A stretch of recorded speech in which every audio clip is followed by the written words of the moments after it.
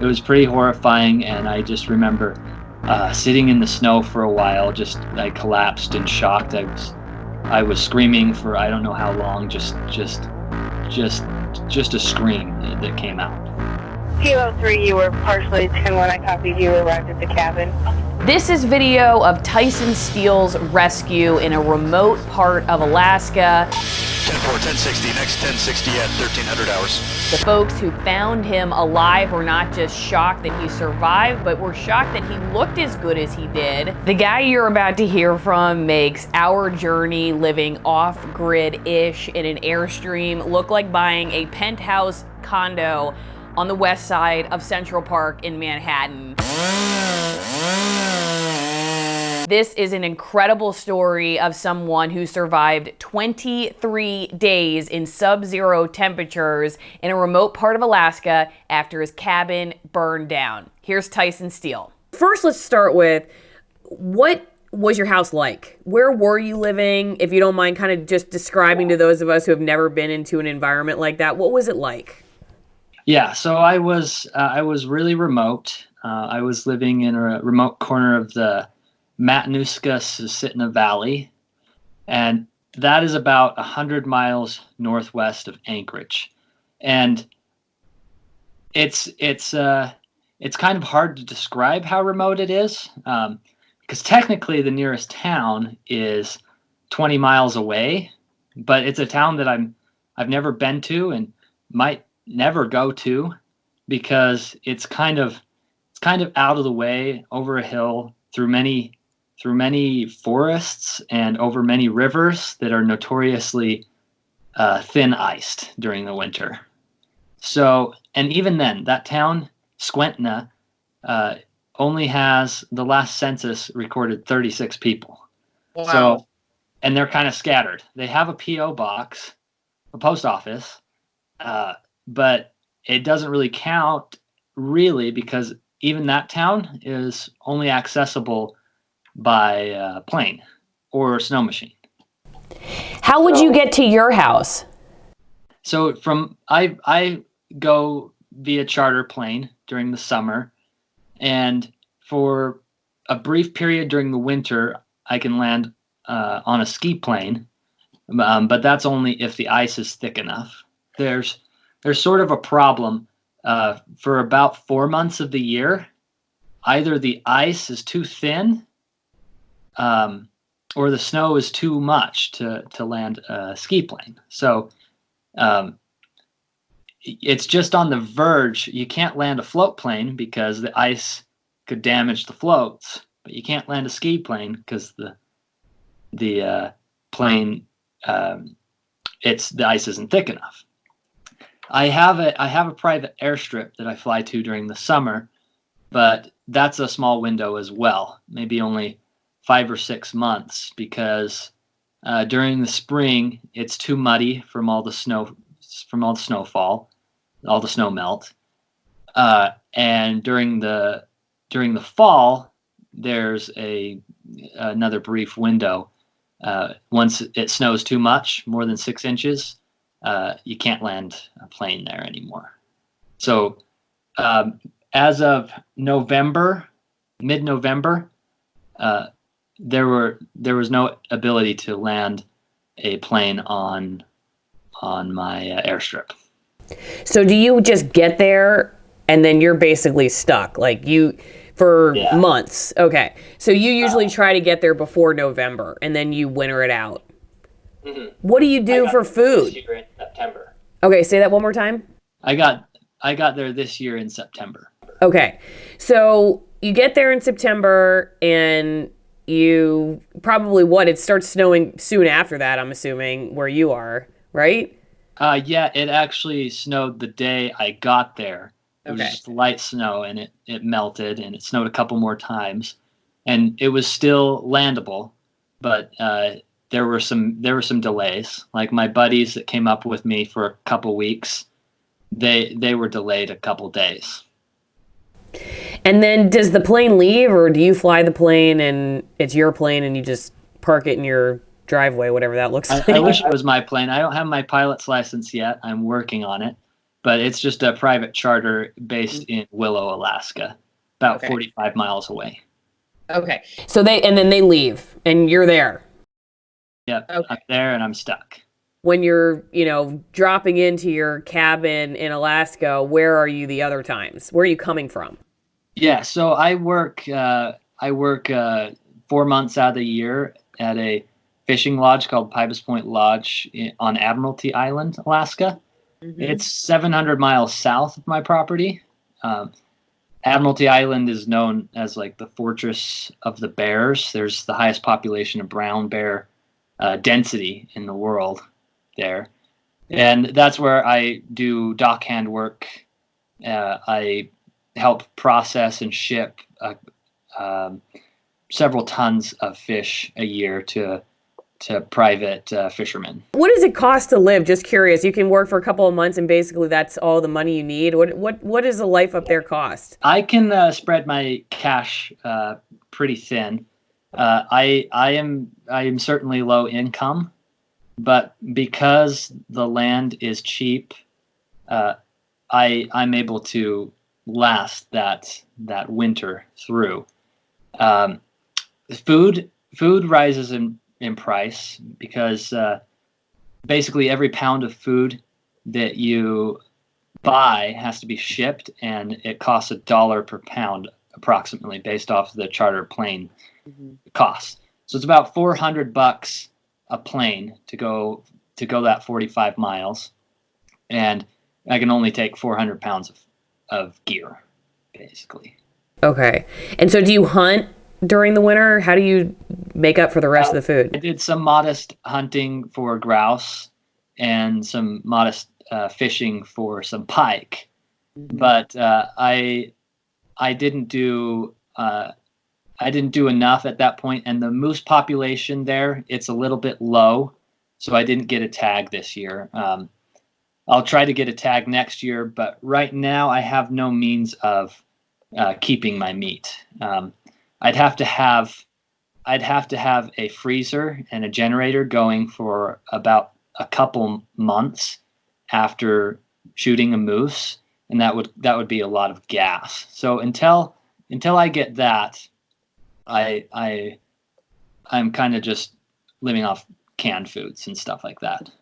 And how long had you been living that way before this incident? I moved there in September, and the fire happened in December, so a few months. So you were a new transplant. I mean, did you have any experience living like that before this all happened? Yes, I had lots of experience in the outdoors.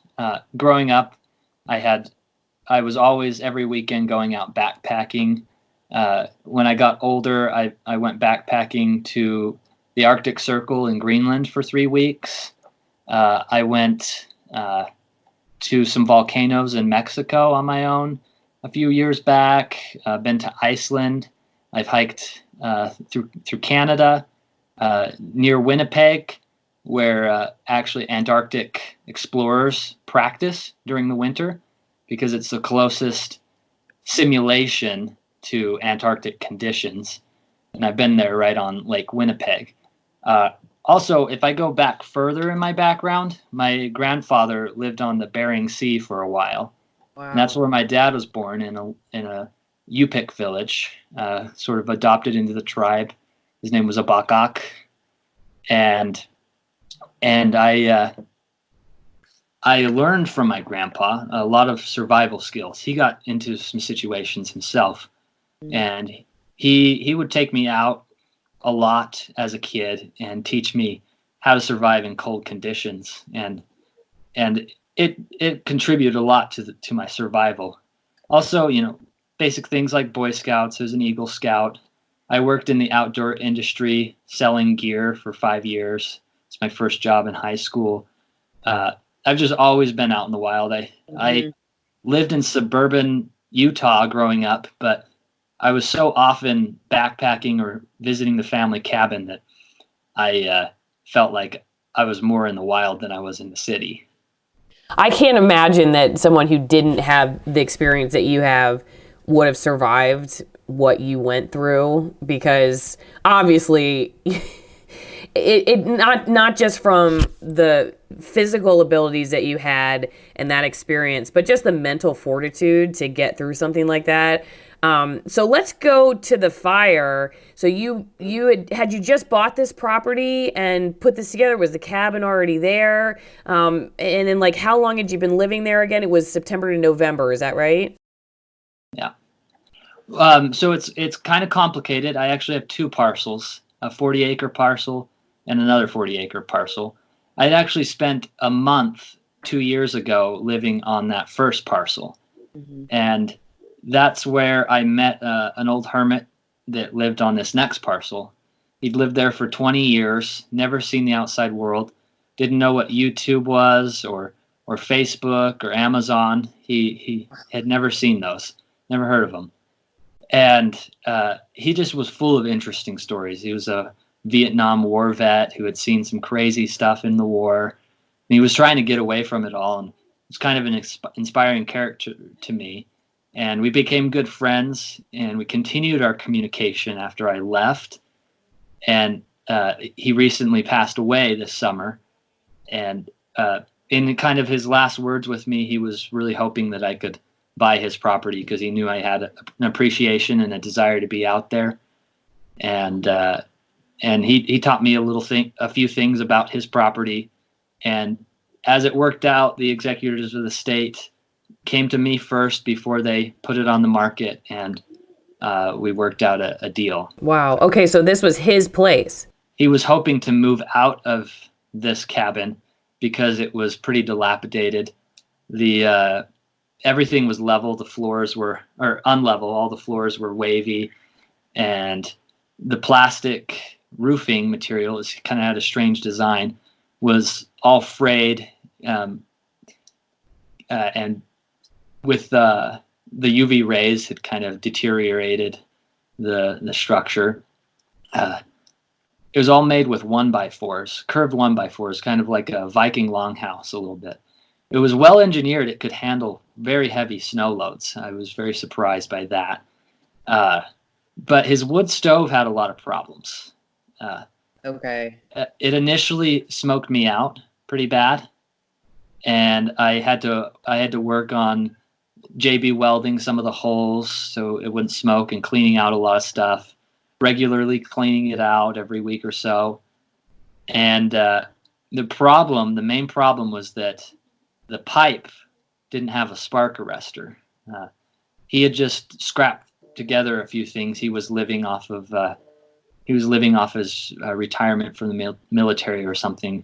Very small amounts, like $10,000 a year.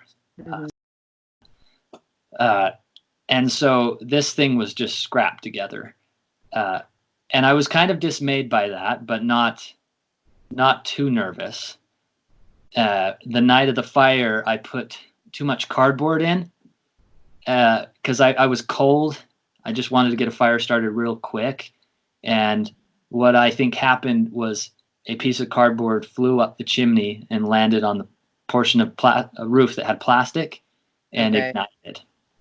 Yeah. Where is the nearest human from where you are at this point when the fire starts? The nearest human that I know for sure is 20 miles away in Squentna. There's supposedly some others that are 5 miles away, but it's across, again, a major river that's a mile wide in places, and I have no idea where I'll fall through. Satellite phone, no cell service. What's your communication? Cell service. I was on kind of the edge, the periphery of it, and I'd have to stand in certain locations to get the right signal. And it even had 4G. It was bad. It took me like 12 hours to upload a 7-minute YouTube video. I feel your pain though. Even where I live in Central Washington, it can take 6 hours for me to upload a YouTube video. So I know what that's like. Yeah. And I had issues with my phone. It was a Google Pixel 3, and straight out of the box, I had just purchased it in September.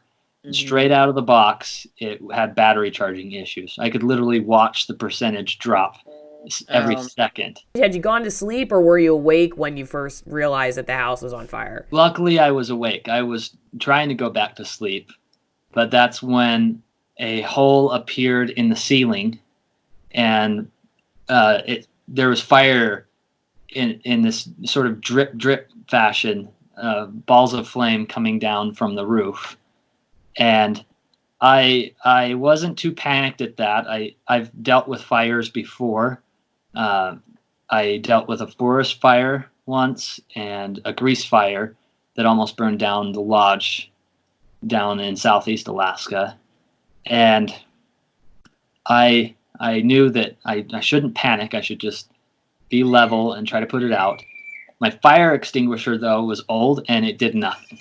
I pulled the pin, just a puff. Oh no. So I grabbed some water and tried to throw it on the ceiling, but it was growing so fast. I went out to grab some snow as kind of a last resort and realized that the whole roof above my cabin was already in flames. And I only had seconds to think. It was growing so fast. So I knew I had to do two things: grab some survival gear and my dog. My go bag with all the extras like matches, lighters, a Mylar blanket, and all that stuff. It was already below the fire and consumed. So I grabbed a whole bunch of stuff on the bed. I just kind of threw it on the bed and then wrapped it in a blanket. I just had some coats and sleeping bags, anything that I could grab, and some useless things like I had beard trimmers and toenail clippers. Yeah, That comes in handy. yeah. And I hoisted it all over the show, all over my shoulder, and I urged my dog. He was really scared, huddled in a corner, trying to get away from it all. And he's a big old 110-pound chocolate lab, so I couldn't carry him. I finally got him off the bed, and the roof started collapsing around me, and I was getting scalded on exposed skin. And he escaped my vision. I ran outside, threw my gear out, and then went around to the other side of my house where there's another entry where there weren't as many flames, to grab my rifle as the last thing I needed to grab. But that's when I realized my dog was still inside. And he didn't ever make it out, did he? He did not. It was pretty horrifying, and I just remember sitting in the snow for a while. I collapsed in shock. I was screaming for I don't know how long. Just a scream that came out. I'm so sorry. I remember reading that in the article, and I can't imagine. I mean, I have a dog. I've had a dog, my same dog, for 11 years, and she's like my best buddy. And to have to realize that your house is burned down, you're now facing this fight for survival, and then to have lost your companion like that, I just can't even imagine the heartbreak of that. Screaming and wailing, I bet, was a fair reaction. I'm really sorry. I've lost 10 dogs in the course of 4 years. I had a puppy, or I had a female beagle that got some random stray dog got her pregnant, and she had 7 puppies, and some crazy like serial killer puppy killer came in and poisoned all of them. No. And even the other beagles and my dog Phil, who was in the fire, they had a close call. So all the puppies died. And then my one beagle died of old age. She was good. Another beagle got hit by a car. And then Phil, it's just like, I've always had dogs my whole life. Yeah. And then suddenly in the course of 4 years, I lose so many. And it was really hard. Phil was there with me always. Yeah. Slept in the same bed, followed me everywhere. He was a really good dog. How did you pick yourself up after that and move on? I'm guessing you really had no choice if you wanted to survive, but at what point did you say, okay, I guess I have to figure out how now I'm going to survive? Because what's the temperature at this point? It must have been freezing. I checked the temperature right before I started the fire. It was negative 15, which is considerably warm compared to how it got the rest of the time. It got well into the negative 30s later on. And I sat by the fire for a little bit. I was barely clothed. I just had my winter boots with some long johns. I had no socks, and then I had a regular long sleeve shirt. And I sat there trying to stay warm by my burning house, and then I realized every second that I wasted, my food was burning. And I was quickly adrenaline popped in when all of my bullets started going off all at once. I had about 500 rounds of ammunition that just boom, boom, boom, boom, boom, boom, just like crazy, like fireworks or a war zone. And they can't really do any damage because they don't have a projectile to go through. They just pop like firecrackers. But I was still scared. I was still shocked and thought maybe a bullet was going to hit me. And something did. A piece of shrapnel hit me. I realized though shortly when I felt my head and there was wetness. I tasted it and it was a can of chili. So yeah, so in the midst of everything, I had to kind of chuckle, like, wow, there's bullets going off, but I get hit by chili. Yeah. And and so I realized, oh, my food must be really hot at this point if they're blowing up. And so I spent the next 8 hours into the morning light putting out the fire around the food. And it was bad. It was really hot. The Vietnam veteran had made his floors completely out of rubber. When rubber catches fire, it's extremely hot. And there were lots of greases like Crisco and oils like olive oil and canola oil that were contributing to this flame. And a propane tank had burst open and was shooting 6-foot flames directly at the food. So all this is going on. A lot of cards stacked against me. I just keep shoveling snow, and it gets further and further away because the snow is. I have to go further and further to get the snow, and yeah, it finally is out by like 11 o'clock in the morning, and I'm exhausted. I've re-injured my leg from a year ago. I tore my MCL in a machinery incident.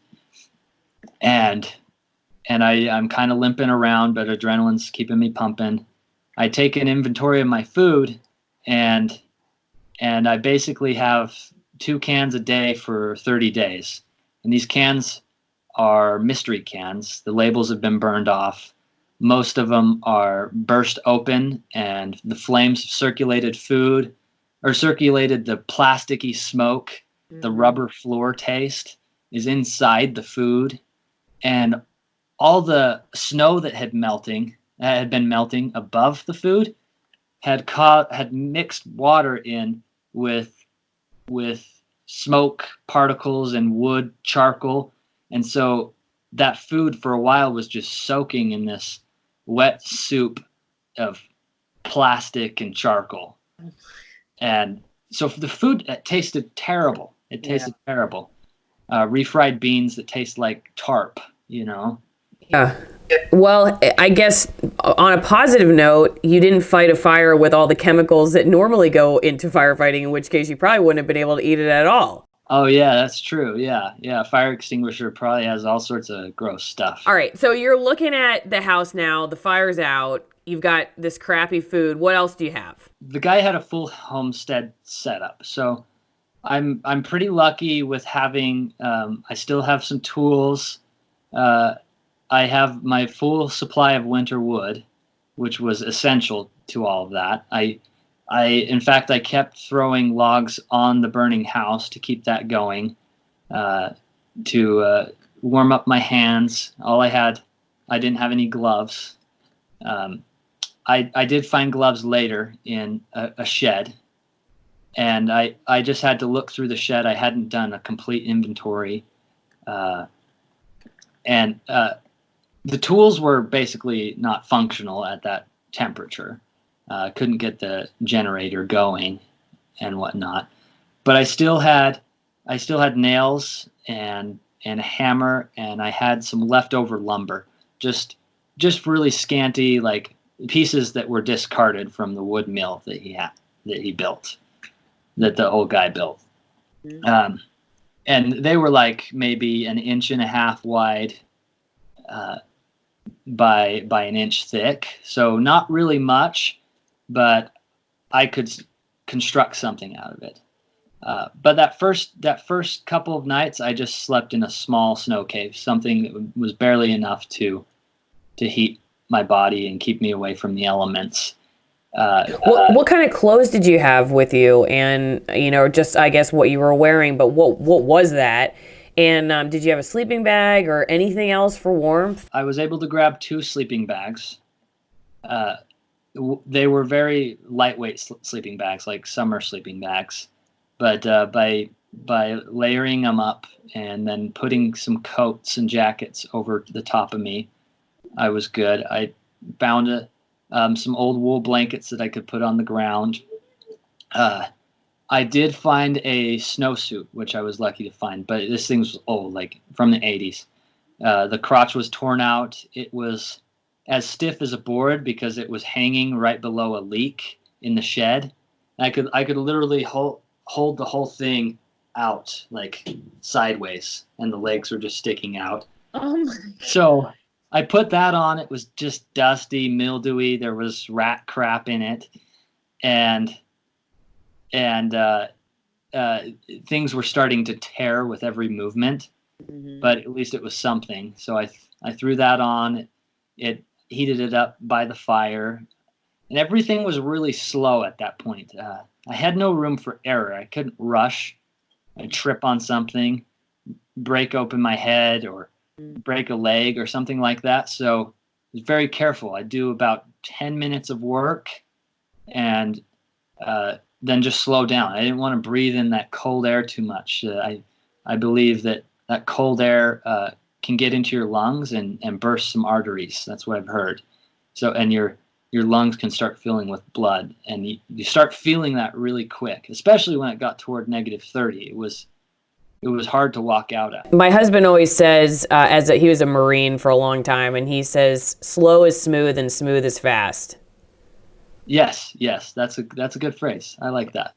It really matters to go slow.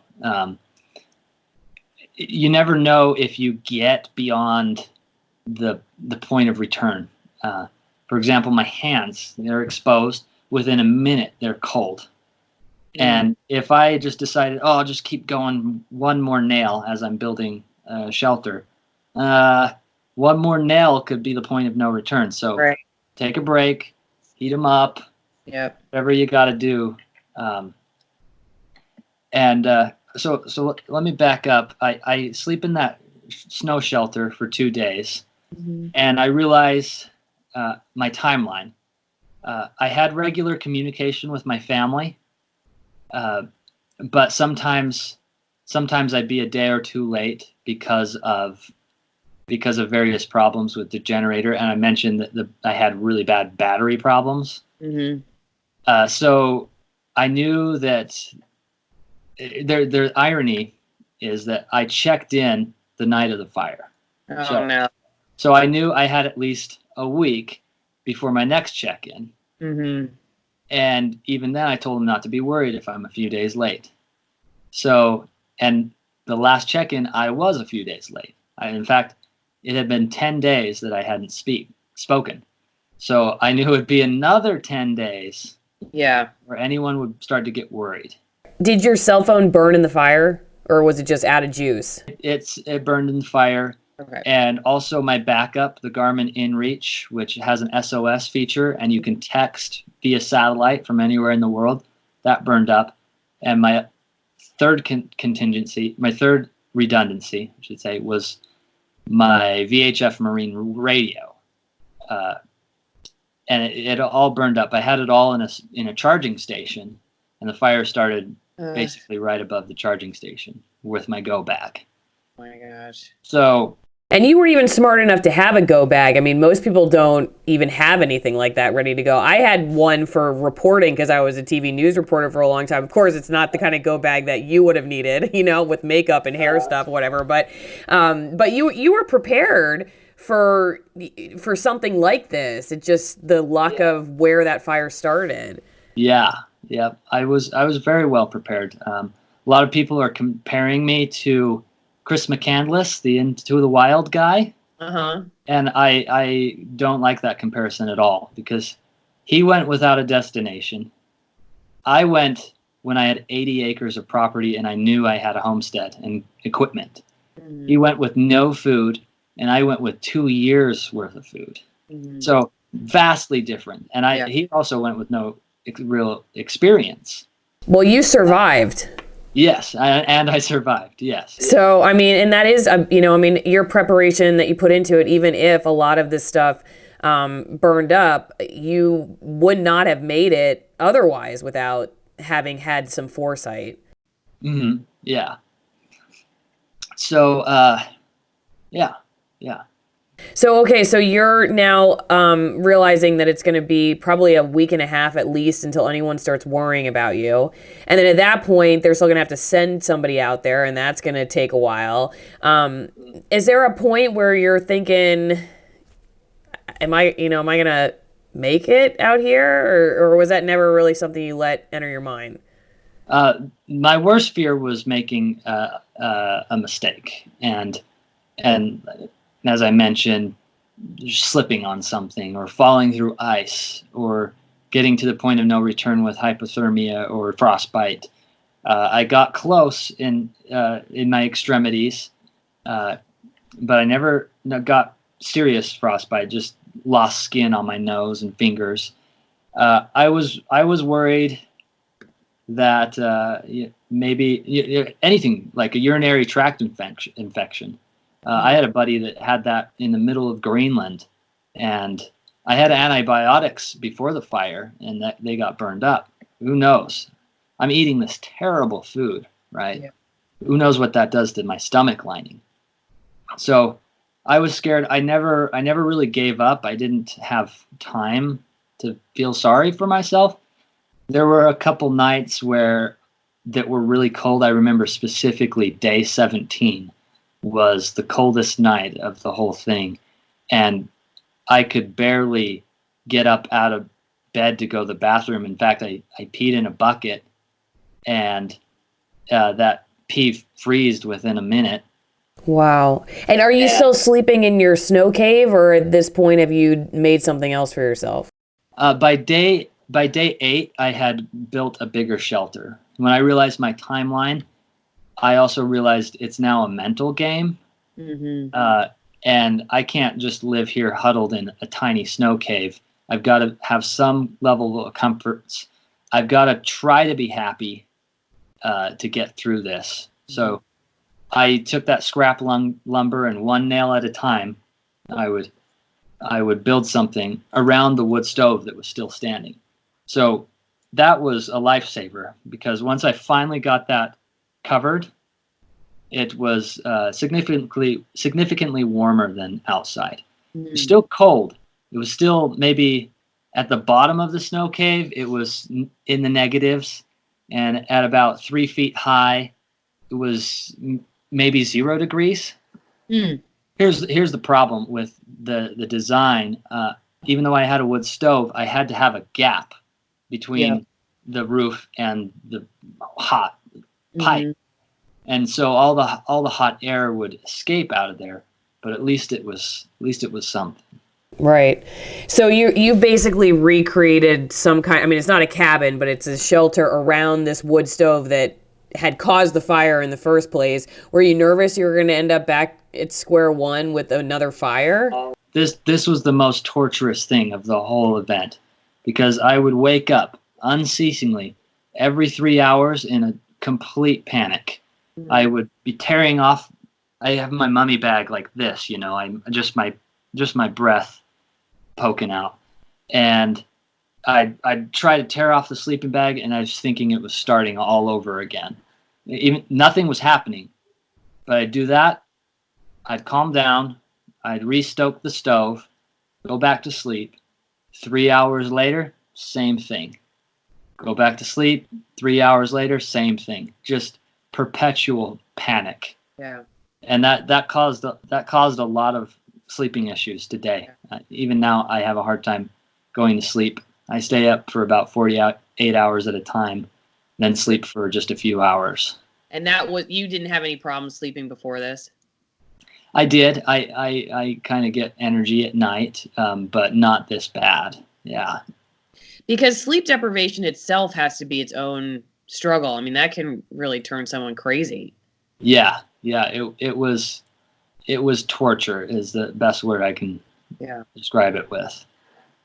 At what point does something shift? Is it when you hear a noise and it's the people there to rescue you? Or did you have any moments out there that you remember where you're like, okay, I think I'm going to be all right? Or, I mean, vice versa, where you're just like, this, I'll never forget this of all the things, this is the one thing that is the worst possible scenario for me.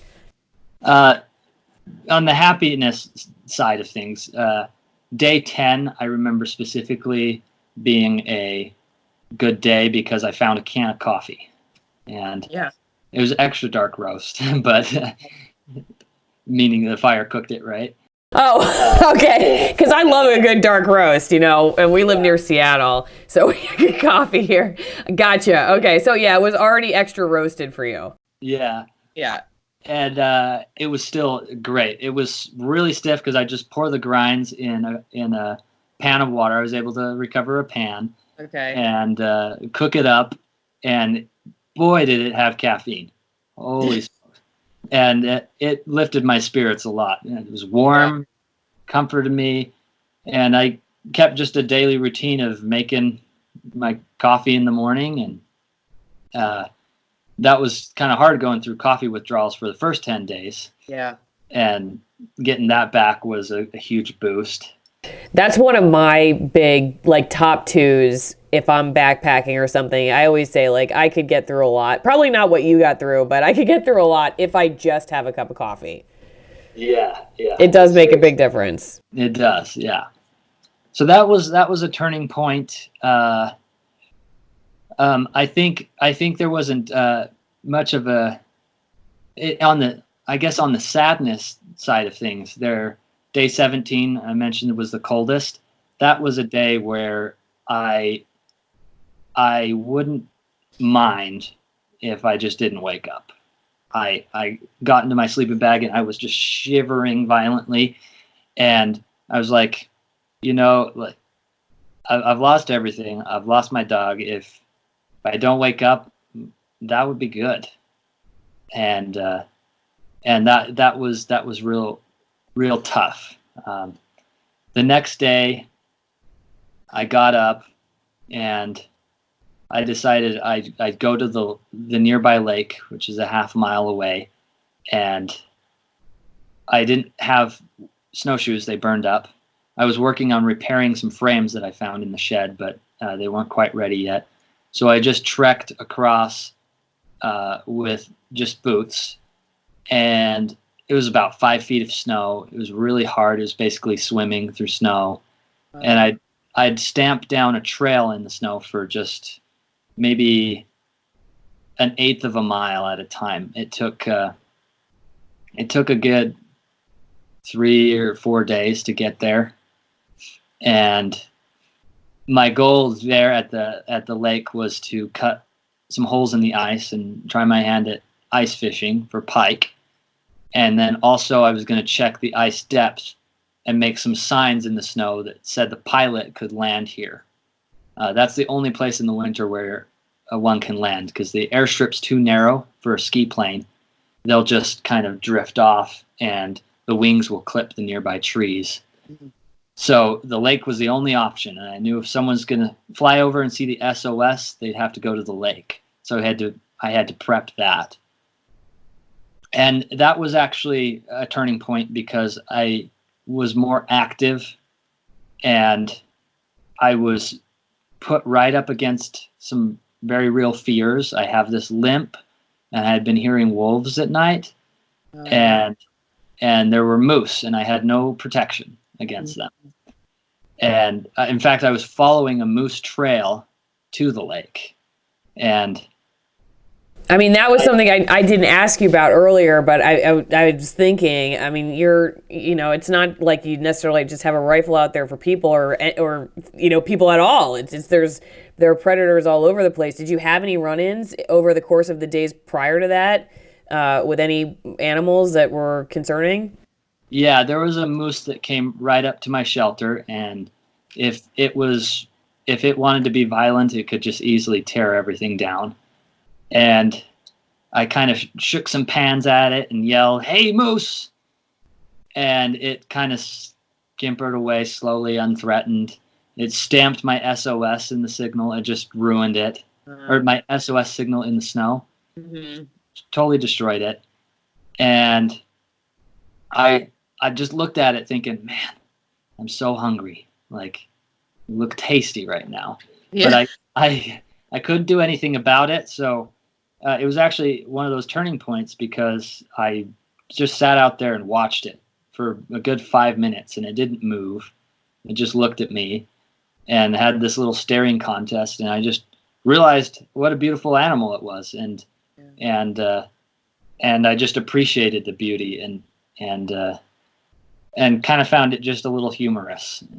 I'm a big proponent of humor. I think it keeps you sane. The way I guess I kind of look at it, or I try to in my better days, are every day that you wake up is a day you get to keep fighting. And if you can keep a positive attitude while you are and try to find, stuff for the book later down the road or the YouTube channel or something, then it definitely helps. You said every day is a new day. Every morning when I made my coffee, I would grab a little piece of chalk that I found in the shed, and I'd write the mark of the day.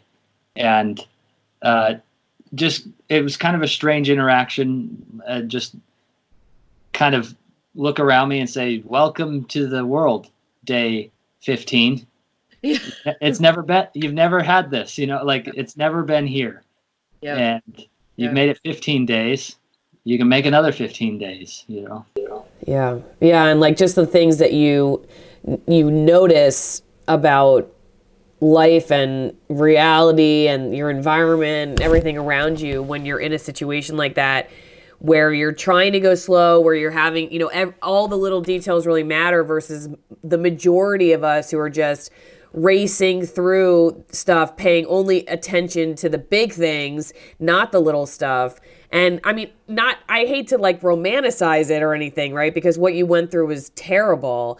But it has to give you a different perspective a little bit, at least in the moment. I bet when you get out of it, maybe it's kind of like, when you go study abroad or something, you come back and what do they call it? Like the culture shock of returning. I'm sure there's some of that, but you do at some point, you get back into the groove of being a normal person in the modern world. I'm curious, and I do want to get to the rescue because I think that's the meat of it all, but I am curious how this changed you. But maybe should we do that after you tell us about how somebody found you and you ended up surviving and getting out of there? Yeah, I can. Well, it's on my mind right now, so I'll mention it. There are a lot of little things in life that are so easy to take for granted. Recently I had a buddy that complained about the snow, and for me, when it snows, that means the skies are not clear and it's warmer. Warmer, yeah. And I value that. Mm-hmm. Hot running water. All you have to do is switch that little faucet 3 inches away and boom, hot water. Me, I have to melt snow, heat it up for a long time, and if I don't put whatever water I make close enough to the fire, it freezes and breaks the bottle that I had. Oh. So when I see hot water, it's super valuable. A hot shower, incredibly valuable. Yeah. I was watching the movie Arctic last night, which is probably not the movie to watch, maybe a little too close to home. It's Mads Mikkelsen, and he's surviving in the Arctic, and a helicopter crashes, and he finds some food in the in the helicopter, just some cup of noodles, and eats it. And everyone that's watching with me, my family, is like, "Ah, cool, he got some food." But me, I started to cry. I had tears, and I had to pause the movie, and it gives me anxiety right now because I knew how the character felt when getting some food, some substantial non-smoked food, and it just really hit me. And so I look at scraps on a plate, and I don't want them to go to waste. It just everything is changed in that regard, and it's and continually trying to understand how that works in me. Yeah, I mean, I'm guessing there's a balance between gratitude and panic that you kind of go back and forth between, because it sounds like it did change you in both ways. Yes, yeah, it did. I'll have to work this out professionally. I'm sure. So you get to day 23. This is the day you're rescued. Mm-hmm. Is it feeling different when you wake up that morning, or are you thinking it's just going to be a whole nother day, same old of what you've been dealing with? Yeah, it started the same old. I made some coffee, and I did have a can of blackened oatmeal. Since there's no liquid in that can, the only cans that really survived whole were like green beans, because there's liquid in there and it had time to boil before exploding. The oatmeal just kind of cooked and roasted, so it's black, right? So I scoop up some oatmeal, put some hot water in it, and I also had some brown sugar that I recovered that had melted in a plastic container, and I was able to break it open with an axe and get little bits of brown sugar that still tasted moderately sweet, and threw that in the oatmeal. And I was mixing it up when I heard the chopper come by, and I immediately knew it was for me because there's very little air traffic in the area, and the only air traffic is distant airliners, way 30,000 feet up in the sky, so they wouldn't be able to see anything. I rushed on to grab my boots, grab a jacket, run outside, and do the classic SOS signal. This is what you do to draw attention that you're in an emergency situation. So I stood by my SOS sign and just waved my arms, and I could tell that they could see me, and they did some circles around the property, and I pointed them to my airstrip, which they landed, and I thought for a moment, like, I got to grab some stuff, but I didn't really have anything worth taking back. It was all stinky and burnt, melted from the fire. So I just grabbed a bag that had useless stuff in it, went over to the pilots. They had asked me some medical questions and whatnot. They were actually, one of those pilots was the guy who retrieved the body of the original homesteader there. So the last time he had been to the property, it was retrieving a body. Wow. So he didn't know what to expect, right? But I was okay, and I just told him I need to tidy a few things back up at camp. I didn't want my bucket of pee to thaw out in the summer and just sit there, right? So I turned that upside down. Gross and grim, but that's the reality of it. Well, it's just making sure that the bathroom's clean if somebody is going to come over and visit while you're gone and stay there. So this is common courtesy. Survivalist version of that. Yeah. And I just tidy a few things. I had a couple books that I found in the shed that kept me some good company. So I grabbed those because I wanted to finish it. Do you mind telling us what they are? One of them was Alaska Trapper's book. So that was cool because it actually had some survival stuff in there. And the other one, I don't know how this guy had it, but it was like a PhD dissertation in the history of linguistics, and it was called Empire of the Word, and it just talked about how language had, when empires clashed, how language changed. Huh. And I have a master's degree in English, so I was interested in that. But I could only read it by the light of the fire, which was barely able to read it. And you know what? Good point, because at this time, is it just dark all the time in Alaska? Because I didn't even think about that. Yeah, at that latitude, there's only 6 hours of light. And because it's so cold, I spent most of my time huddled in the snow cave. So, Okay. and that was dark. So it was almost 23 days of complete darkness. Wow. Except for when I went out to check the lake and stuff like that. I didn't mean to cut you off either. When you said you wanted to you grab these books, you were saying something like about it's amazing books can do or something like that. And then I asked you what the title of the books are.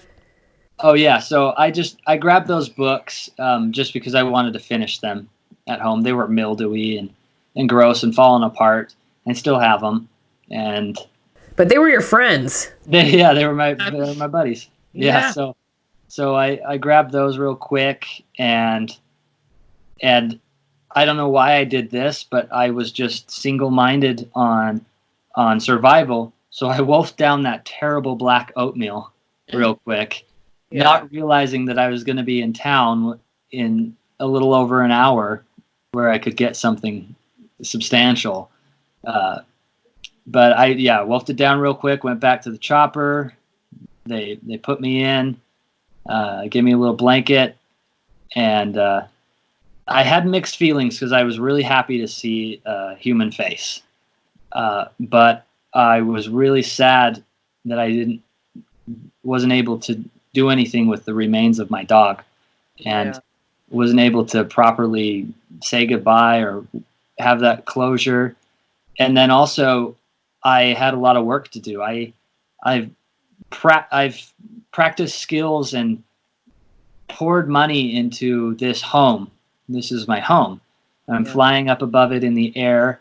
I know I still have logs to cut for a new cabin. Got all this work to do in the spring, and I'm not going to be there. Now I'm one step behind, and that was kind of hard to contend with. And at the time, though, why were you thinking I'm not going to be there in the spring? Just because this whole event had been so traumatizing, you didn't want to go back? Or, I mean, could you have gone back? I guess, we're only in February, so could you go back if you wanted to? I would like to, and I'm trying to plan it, but with my low income, I'm just trying to balance whether it's worth it. If I go up at the end of March, which is basically the last time I can go, and then there's 2 months more of being stuck because you can't land on that ice after that time.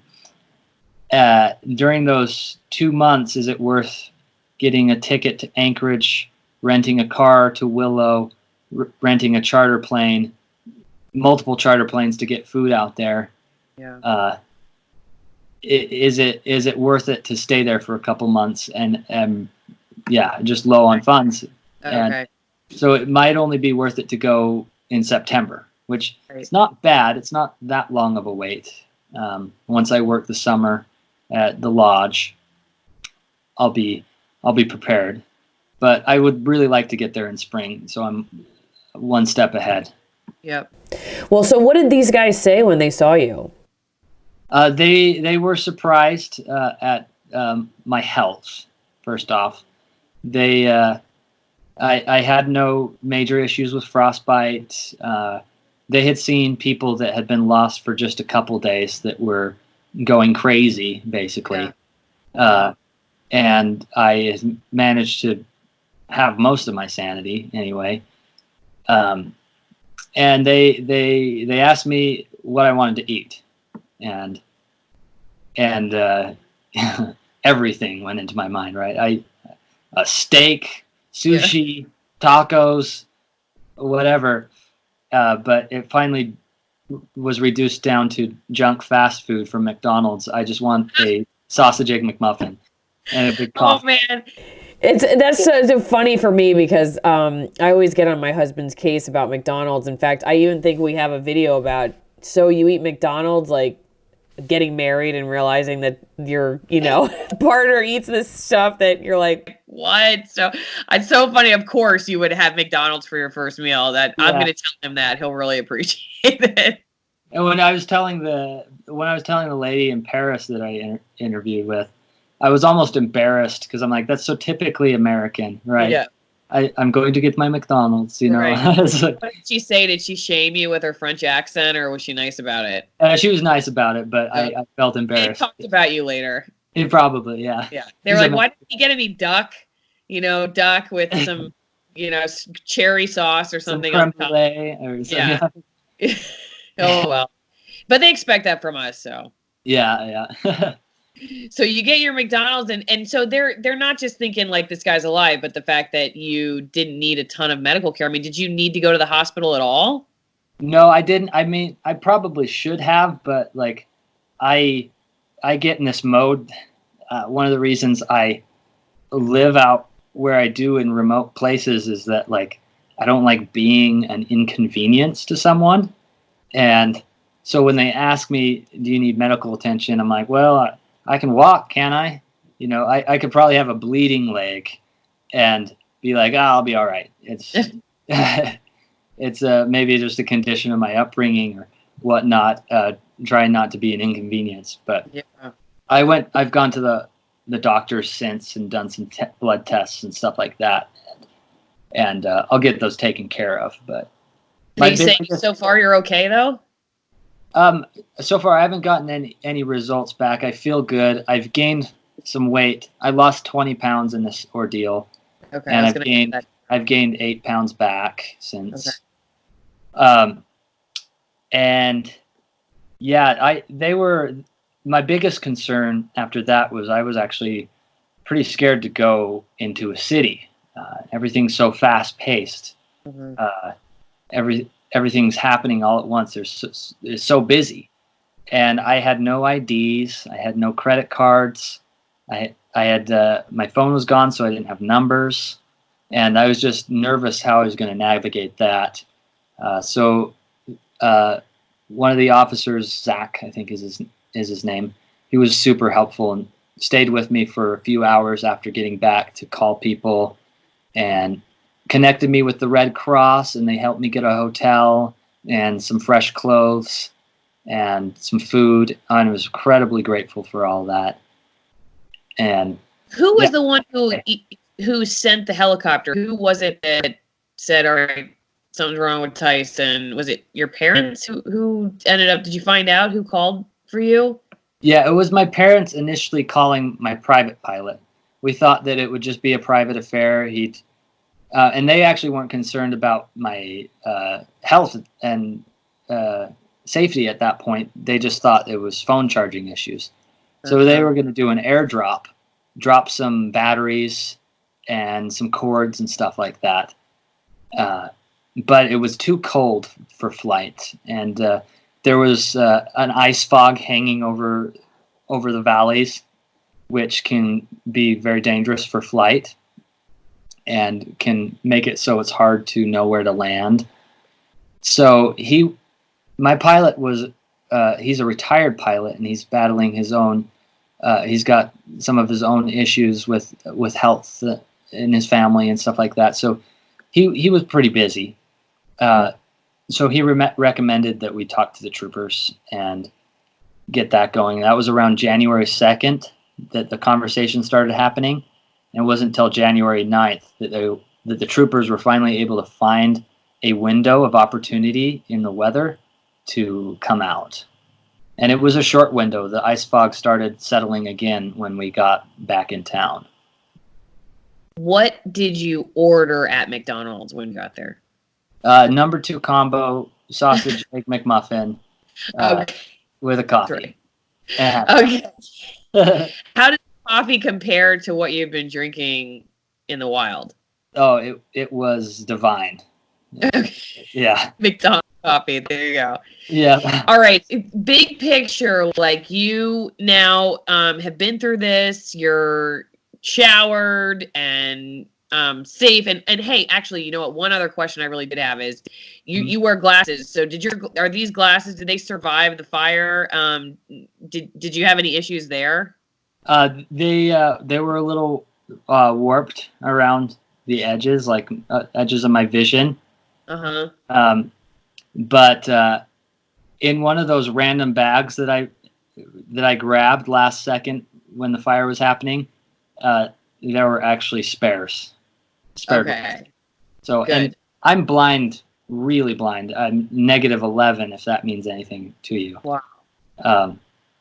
It doesn't, because I've always wanted to have a need for glasses, but I go get checked and they keep telling me I have 20/20 vision. So I had to get fake glasses at one point just so I could feel cool and wear glasses. But I was wondering about that because I could imagine if your glasses hadn't made it out of there, you would have had some serious issues too. Yeah, I wouldn't be able to tell who you are just a couple feet away from. And that would have been really, really bad. That was one of my points of anxiety. Tyson, hang on one second. I got to put my charger in for my computer. Okay. I only have like a couple other questions, but I don't want you to die here. Ugh, I survived everything else. I don't want my computer to die on you. Yeah. Of all things. So I know we kind of already touched on this, but now what? You know, I mean, I know you're kind of like, okay, yeah, I mean, I've got therapy to go to and maybe meditation to work on to get through my sleep issues and that kind of, but you obviously love this kind of lifestyle. I mean, what are you going to go back to it? What's next? And really, what is the draw? I mean, what makes it worth going through something like this? Yeah, so I am going back. In time, I will get another dog. It'll take some time to do that. I had dogs all my life, and it's something I need. I need a friend.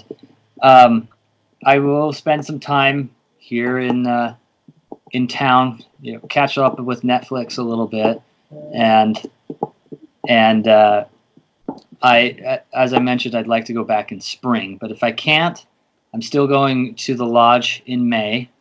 And I'll work the summer there, and I'll at least get there back as early as September. And at that point, I think I've got several friends that are going to help me build something and get me back on my feet.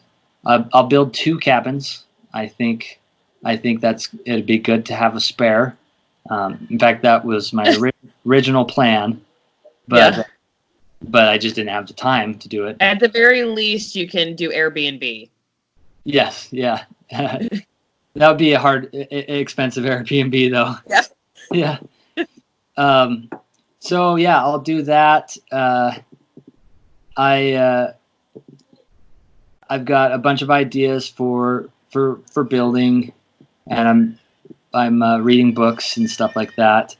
My family's obviously nervous about me going back. I've got a YouTube channel that I only managed to put one video on before the fire happened. I had lots of other. It's Alone in Alaska. There's only like 13 subscribers right now. So okay, but I'll put the name up. So okay, Alone in Alaska. Yeah.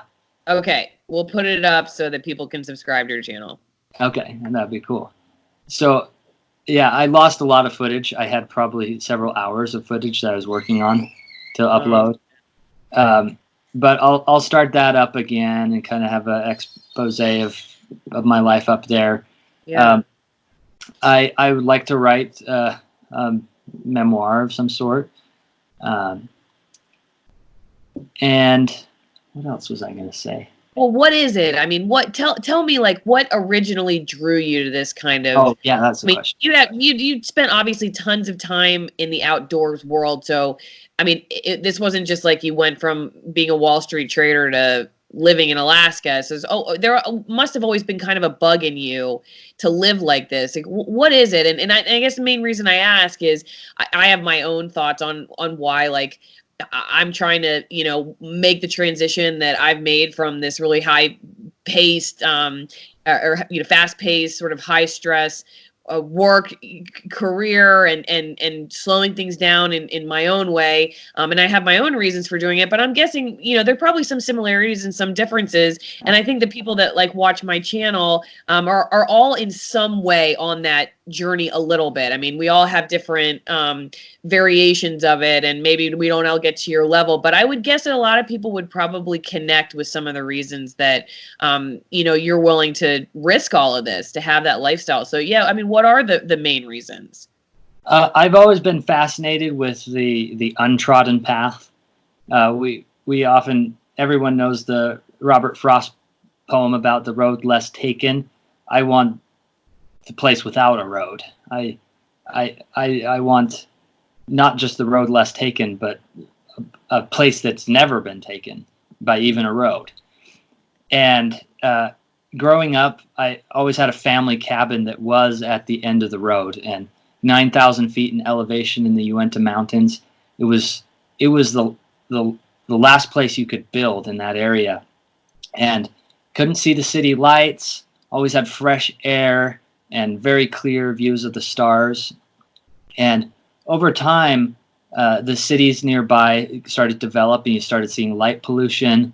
There were a bunch of rich cabins on the hill that left their security lights on, so every animal that buzzed by would put those lights on. You could see lights in the forest, and it lost all of its charm. All that wilderness that I felt as a kid, it was all gone. And I admit that there's a certain irony of me going out and building the cabin in the woods and being that guy. There's a phrase, every environmentalist or not environmentalist, but every wilderness person wants their cabin at the end in the woods, but no one else's, right? Right. So Yeah. So there's a certain irony in it, but the Alaska being the last frontier sort of caught up in that myth. That's still very true today still. I knew kind of in my heart that Alaska was always going to be that destination where I could get to the edge. And my property is at the edge. It's surrounded by state land, 10 miles from Denali National Park. And for me, I love it. I can drink right out of the river, no filtration. And it's wonderful. The water tastes good. There's clean air. I've got all my timber resources right there. All I have to do is chop something down. All I need is an axe. In fact, that's something I miss, is my hands on the handle of an axe. It's just chop down a tree and you can build a home, and you can build a life from your own hands. I can't, for me, having lived in the city minorly a little bit, I had 1 year of my life where I worked in a cubicle, writing marketing for banking software. The worst, unenthusiastic genre you could imagine. Banking software, Right. how do I hype that up? So I'm sitting there in a cubicle, and I've got the view of the mountains out the window, and all I can think of, I want to get out there. Wow. And I'm typing on this computer, and somehow 2 weeks later, I get little numbers in my bank account.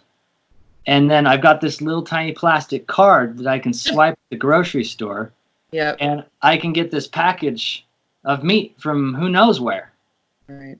And I can take it home, and I can have instant running water, instant propane, and a heated, nice, comfortable house. Everything's so disconnected for me, and it's hard. It's hard to see that, and I seek tangible survival. Something where my hands, my body, my mind is doing the work that helps me directly. I chop down the firewood. I burn it. It produces heat. I go down to the river and fill up buckets of water. And even though I don't have running water, I prefer it. I prefer it that way. I don't have a toilet. I just have an outhouse, but I like it 100 times better, and it's 100 times cheaper. Right. it's amazing, like, when you can reduce your cost of living down, like, then you don't need to work at the bank doing software with your credit card and all that stuff. I mean, we kind of maybe don't realize that we have these jobs that we're not really in love with, so we can live a lifestyle that maybe is totally unnecessary and doesn't necessarily bring us the purpose and the meaning that we might get out of a life like yours. And I do think there's something to be said for where we are now as a culture, at least here in the United States, you know, with kind of people sort of, like, if you look at mental health and you know, issues surrounding that, and the feeling of just meaninglessness and purposelessness that seems to be just more and more part of what we're getting from the hustle and bustle and the technology and the disconnection and just the dysphoria with everything, that there seems something just so human about what you're doing that isn't just fantasy world. It's like really the nitty gritty of what it means to be this organism that is a human being on this earth, and that it's not just a physical survival. It's a really spiritual and emotional and psychological one, that you're not just surviving but thriving in that environment. Yeah, absolutely. Yeah. So we all have a lot to learn from you, not just that side of it, but also how the hell we could survive it. Something like that. What are your, before I let you go, what's your top 3 if somebody's going to, you know, try to make a move or even just a vacation that would put them in a situation like this? What are your top 3, like, you must have this or must be prepared for this way, or top 5, whatever? Like equipment wise, or like, yeah, or anything, whatever. Abstract wise. Yeah. Equipment wise, that's hard to reduce it down to 3, but a knife is an obvious one. You can do 5 if you want. You survived. Okay. Yeah, we'll let you do 5. All right. A Mylar sleeping bag. It can go over your regular sleeping bag and provide a lot of warmth and take away some of the moisture that can penetrate and cause frost on your bag. I would. It's hard because you got to have your clothes, of course. You got to have your sleeping bags. Okay. A Garmin InReach, for sure. I had one of those. It burned up. You got to keep it safe, because all it is, SOS signal, boom. You're in contact with the right people that'll get search and rescue right there. Huge. I'd put that almost number 1. Yep. A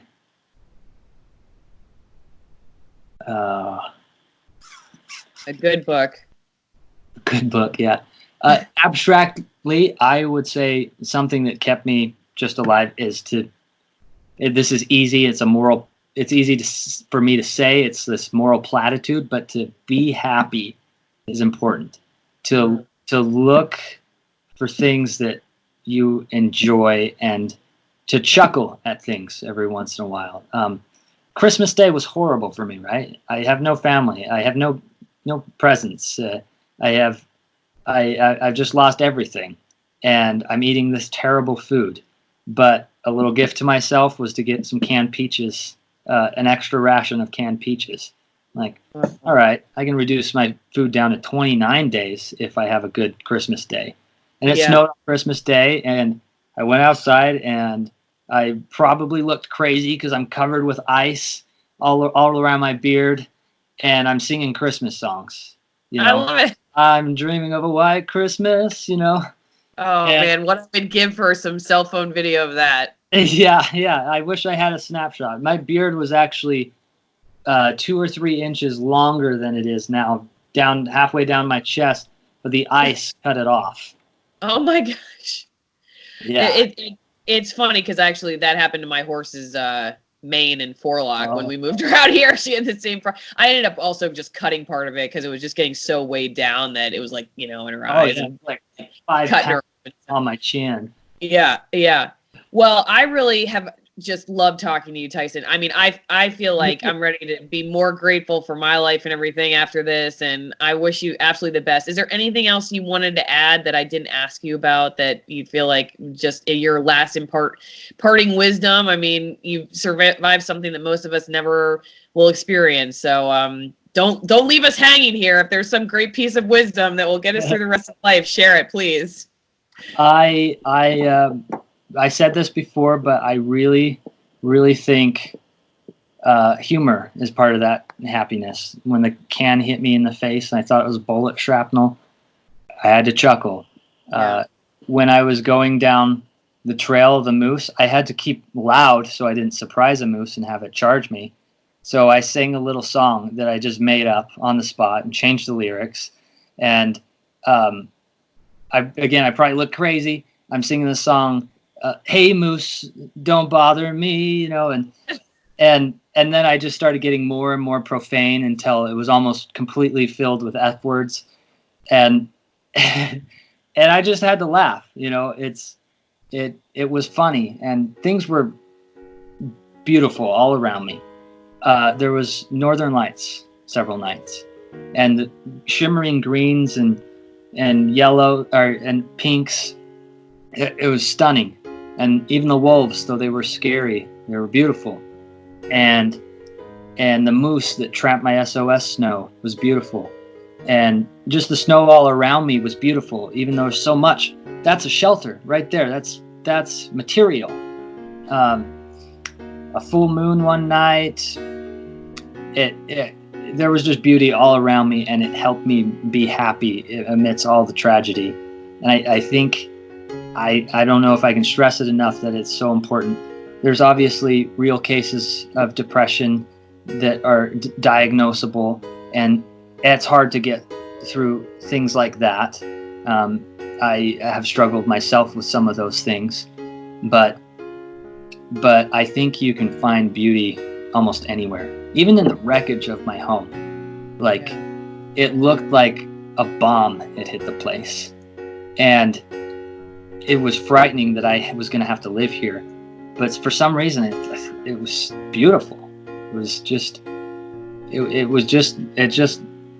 It looked like some sort of art to me. It's so, you're so inspiring. And I mean, that is definitely, as somebody who has interviewed probably thousands, I mean, definitely hundreds, but thousands of people in my career. I mean, that's one takeaway that I've gotten from just meeting several people new every day, is that attitude really is everything. And I actually just happened to be reading something from Viktor Frankl, who is a psychotherapist who made it through the Holocaust, you know, and wrote Man's Search for Meaning. And he said that attitude is our last freedom. Really, it's like it's our last and really only pure freedom, because it's something that no one can take away from us. No matter what circumstance you're facing, you're always in control of the way that you look at your situation and the attitude that you choose to have. Yeah, absolutely. I believe it. Yeah. Well, thank you so much. Really, you spent so much time, and we'll have to figure out an ongoing series for you or something. But I really appreciate your time today. And everybody's got to head over to your YouTube channel. What is it one more time? Alone in Alaska? Alone in Alaska. Yeah. Okay. All right. Tyson Steele. Thank you so much. We're so glad you're okay. Yeah. Thank you.